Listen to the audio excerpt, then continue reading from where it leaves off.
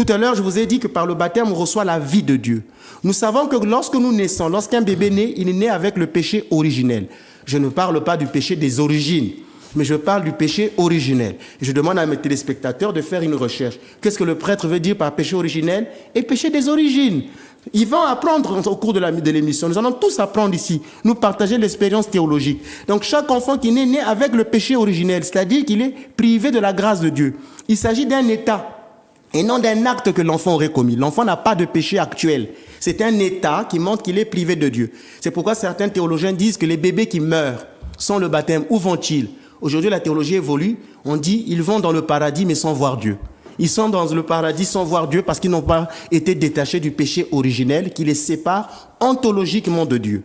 C'est pourquoi on va baptiser l'enfant pour qu'il reçoive lui aussi le Zoï, cette vie de Dieu. Et le Seigneur a dit, laissez venir à moi les petits enfants. Alors le Seigneur ne veut pas les exclure. Pourquoi il les appelle? Or que pour rencontrer le Christ, on ne le rencontre que par les sacrements. C'est les sacrements qui rendent présent le Christ. C'est au moyen des sacrements que je rencontre le Christ. Et le Christ dit, laissez venir à moi les petits-enfants. Donc ils peuvent recevoir le baptême pour qu'ils reçoivent le Zoï, cette vie de Dieu, parce que sans ce Zoï, ils sont privés de la grâce de Dieu, de la grâce sanctifiante.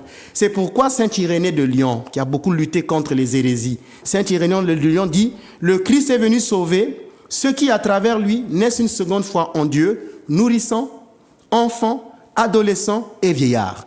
C'est pourquoi le 124e décret du concile de Carthage au IVe siècle lance un anathème à tous ceux qui refusent le baptême des enfants. Et donc pour le baptême par exemple des enfants, ça ne veut pas dire que quand ils vont devenir adultes, si un enfant ne pratique plus la foi chrétienne, entre guillemets, on aurait dit qu'il aurait perdu la grâce du baptême. Donc ce baptême, il agit en puissance, mais il n'agit pas encore dans toute sa force, parce qu'il faudrait que l'enfant, en grandissant, s'approprie le baptême qu'il a reçu. Donc s'il ne s'est pas approprié de la grâce de son baptême qu'il a reçu bébé, eh bien le baptême, on lui perd toute son énergie. Enfin, ça ne veut pas dire que le jour qu'il revient à l'église, il va être rebaptisé. Mais ça veut dire que ce baptême qu'on lui donne, c'est un baptême en puissance. Maintenant, c'est à l'enfant, en grandissant, qui doit s'approprier de la grâce du baptême. C'est pourquoi il est baptisé au nom de la foi de ses parrains. C'est les parrains qui vont réciter le credo à sa place le jour du baptême. Et c'est pourquoi il faut trouver toujours des bons parrains. Aujourd'hui, les gens, parfois, quand ils choisissent les parrains, ils les choisissent en fonction de l'argent. On le voyait souvent en Afrique. Ici, je ne connais pas totalement encore les réalités. Je viens d'arriver. Mais on va dire, ah, tel parrain, il a de l'argent. L'enfant, le parrain devient comme si c'était le père géniteur de l'enfant. C'est à lui maintenant de payer l'école. C'est à lui de payer les études de l'enfant. C'est pas ça le rôle du parrain.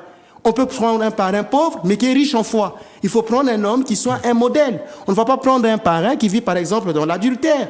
Tout simplement parce qu'il a l'argent, il est digne d'être mon parrain. Il faut qu'il soit un exemple pour la foi de l'enfant.